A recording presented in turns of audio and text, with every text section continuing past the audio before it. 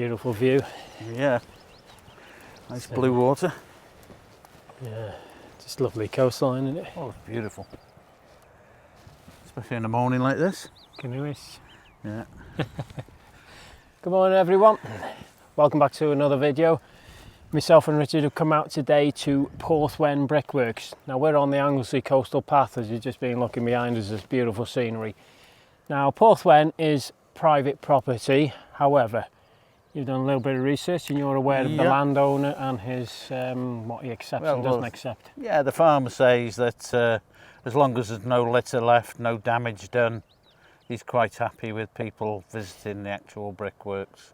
But this does have to be respected because unfortunately if it's not, he will make it that it's not accessible. Yeah, you know what will happen.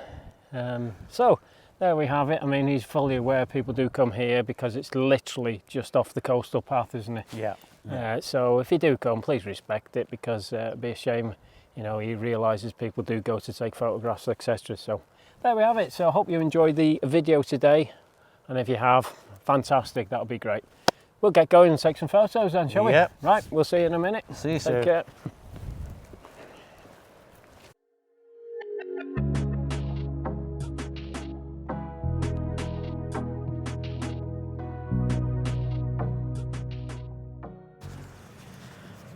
So these are the beehive kilns, aren't they? Yep. Yeah, it's starts slightly overgrown, but they're very nice. And also what we have down here, you just see over there, just on the wall there, that graffiti art. Now that is, whoever it is, particular artist, he leaves his calling card, doesn't he? So this is Porthwen brickworks. He's also been at the bromine factory in Amlwch. Dinowick, I think you'll find it as well. So I don't know what it symbolises, but I think it's sort of, you know, there's some historic interest with wherever it's been posted. Nice. I think that's the gist of it, to be honest. Yep. So you've got to be careful when you come here, because there are a few drops, but again, just like anything anyway, you just got to be sensible and common sense. Don't park in front of gates, what we mentioned before, because there's not very much parking here at all. So yeah, be sensible. Right, we're going to take some more photos. Catch you later.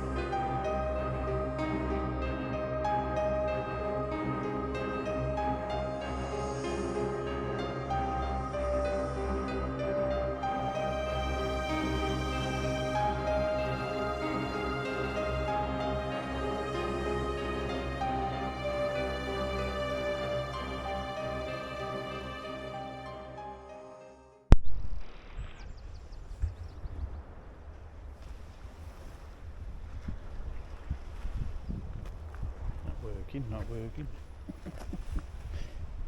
A nice shot. You got it on the back.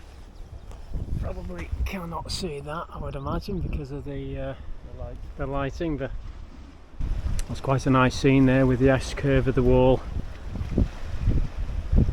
through the archway. Probably get a shot of that after, and of course you got a little bit of the water cascading over those rocks. Beautiful.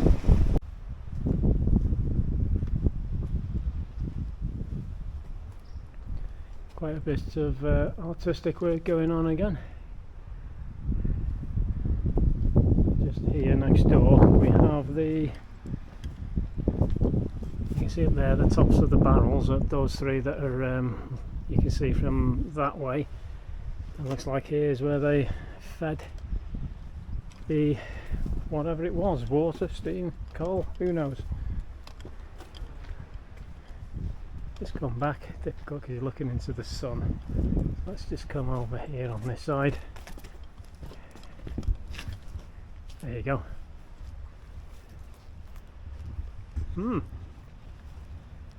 Very interesting, but what a beautiful setting.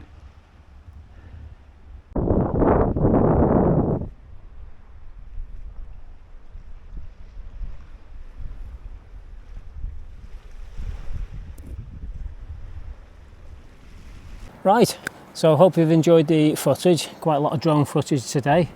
A bit daring here and there. Yeah, through the arches. Yeah, through the arches, as you hopefully would have seen. Hopefully you remembered to press record. I think I did. Yeah. So yeah, it's more intense on not crashing the drone. Anyhow, a little chat today.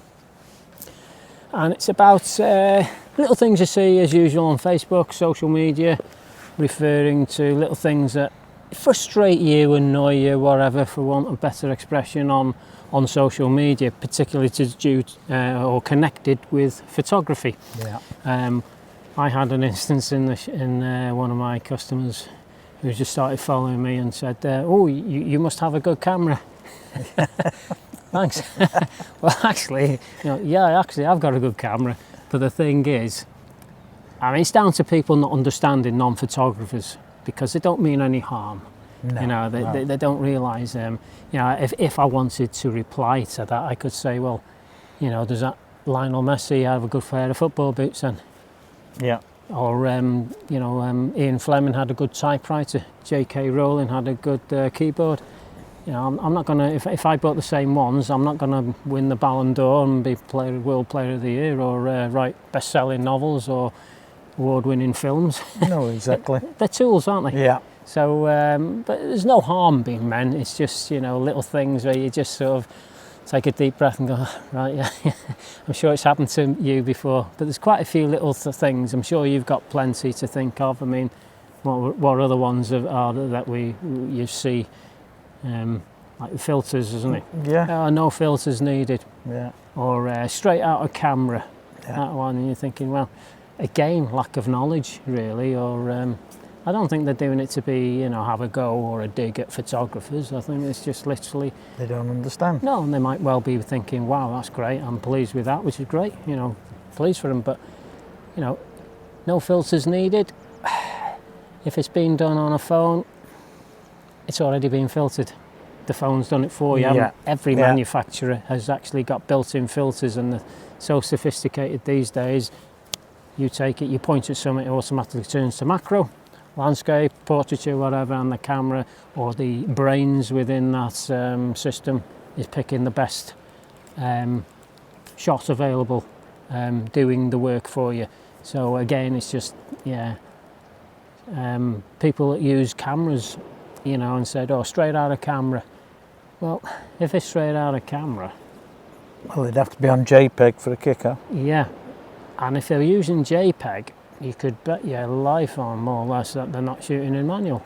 No. So they're shooting in a semi-automatic mode, aperture privacy, in which case the camera's then setting the ISO, the amount of light that gets into it, and the aperture, which is again the depth of field, or shutter speed, whichever one you're using, the camera's sorting everything else out for you.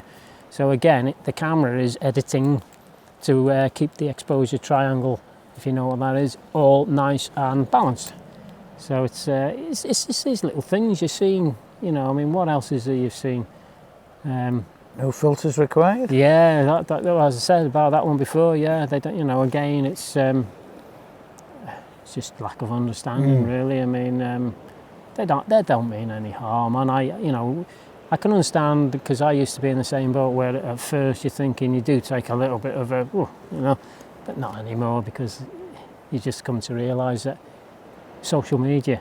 There's not that many, everybody's got a phone these days, haven't they? Yeah. And every phone's got a camera, so everybody in the world is a photographer. So yeah. The other one, I want to take better pictures, so I need to buy a better camera. How many times have you seen that? Yeah.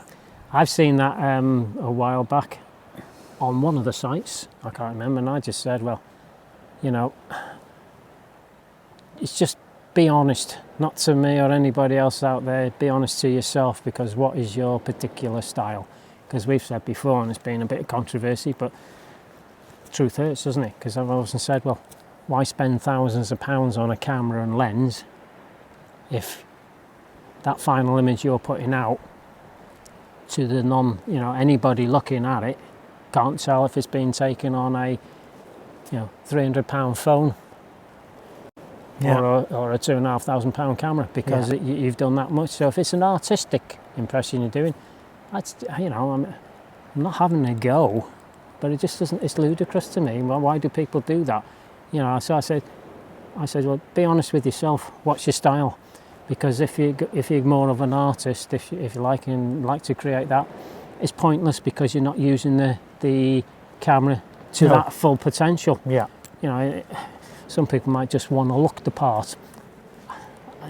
Maybe a very, very small percentage, but again, they're not going to take better pictures. No. If you're going to work so much on them that you can't tell, you could do it just on a phone.